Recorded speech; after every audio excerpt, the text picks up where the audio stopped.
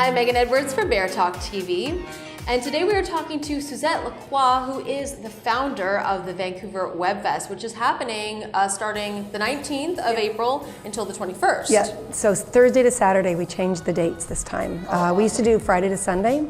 So tell us a little bit about it. It started in 2013. Yeah, well, the idea came up in 2013 when I was down in LA at a web festival, and we actually launched it in 2014. So that was our first year, May 2014.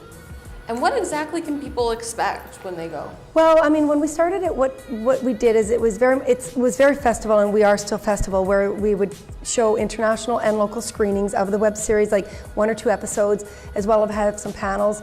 And the big thing is that we had an awards ceremony and gala where people were acknowledged for the hard work that they did do.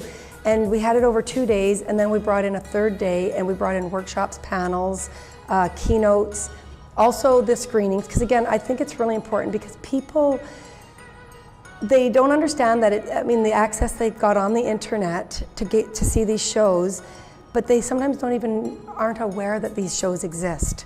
And so we're bringing awareness. Also, you get to see it on the big screen, which people love the idea of going in and watching this on a big screen. So we're opening up the doors for a lot of these creators to get their shows, and we do have the public does come to the screenings as well. So it's not just the industry people seeing each other's shows, and then this year what we've done is we're at the Vancouver Convention Center West Building, so that we've made a big move up. We've turned it into a conference as well. So we do have the screenings going on. They go from 9:30 a.m. till 10 at night. They are emceed, so the creators in that screening block are called up afterwards for a quick Q&A. So then you can also put a face to the name as well. So that way, like when they're networking later, people can meet each other and that sort of thing. We had 24 countries submit this year, as far as South Africa, China, India. It's been phenomenal. We had 36 judges from 13 countries. We're our judging this year. Is this the only one of its kind here in Vancouver? Oh, absolutely. We were the 5th web series festival in the world when we started in 2013, 2014.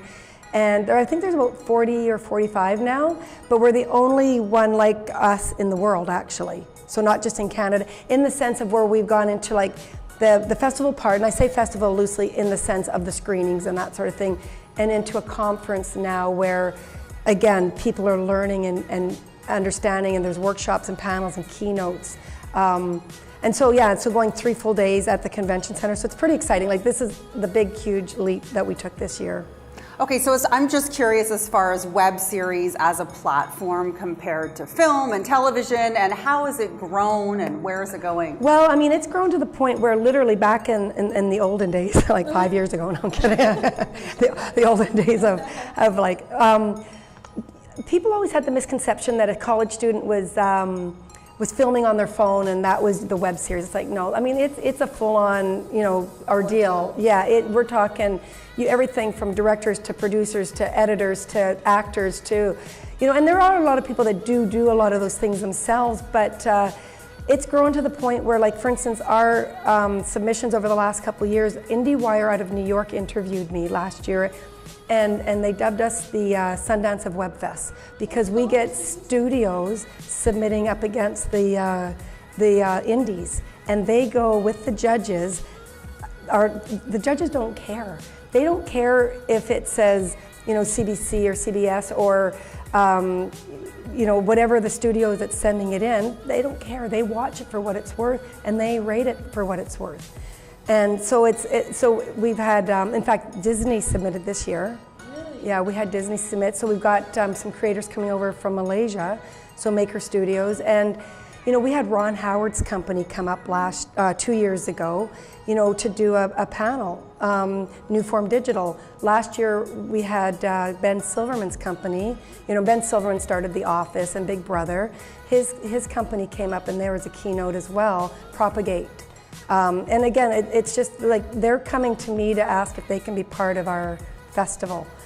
So what would you say some of the biggest titles would be then, as far as, you know, ones we might have heard of or should look out for, and how to find those? Oh man, okay, so that's a hard one. I'm not gonna lie, but like for instance, just to even see what we've got, like on the website, VancouverWebFest.com, there is the official selection. So there is a list, and the nice thing what we do is we break it up into like genres. So you can go under if you were looking for a comedy or you're looking for a documentary.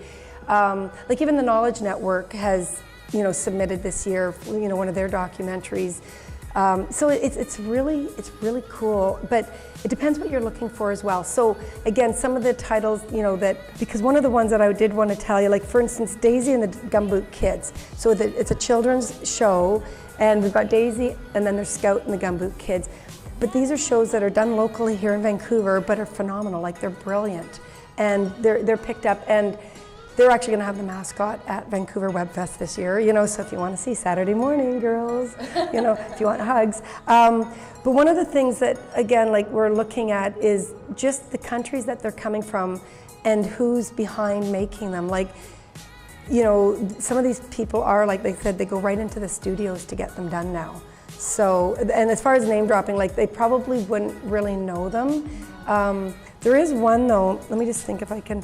Well, for instance, we're having a world premiere of 2 series on Friday night, and then they'll be followed with a party. And Talking the BIS, like as in BIS, what they're doing is they are, actually it's a panel discussion, but it's I think a 10 episode or 12 episode panel discussion on cannabis and where it's going and what we're doing and what Canada is doing with it. So we're going to have the world premiere at and funny enough, it's on 4/20 as well. Of course. So, Perfect timing. I mean, that was just a cool coincidence. Do you have any Was it keynote really a speakers coincidence? this year that kind of stand out? Well, actually, we've got one keynote speaker that's coming in, virtual reality is another element we're bringing in that we introduced it a little bit last year just to see what kind of reaction we'd get, and it was like brilliant. Like people were, so what we're doing is we've got some keynotes, and Katie, my brain is just crazy right now, sorry guys.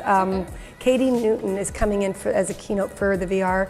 We've also got a crash course on VR, so you have to sign up for it, and if you've got a 1-day or 3-day pass, what we're doing is you can do a 4-hour course and you're actually going to make your own VR movie. So it's really, like, it's going to be a lot of fun. And we've also got Emmy Award winner Bernie Sue coming in. So he's another speaker that he did his web series won Emmys. So it's possible. Like, I think people think, well, where am I ever going to get? We've got a pitch session, speed dating, where one of our creators last year got picked up for a movie deal. Oh, cool. So I mean, that's what Vancouver Web Fest offers these creators, and not just local but international. International creators have the opportunity for all this to happen with them as well. And the website is, again, for everybody? Yeah, VancouverWebFest.com. And it's going on from April 19th until the 21st? Yes, so non-stop. Yeah, non-stop. You got to make sure you check it out. I'm Megan Edwards for BareTalk TV.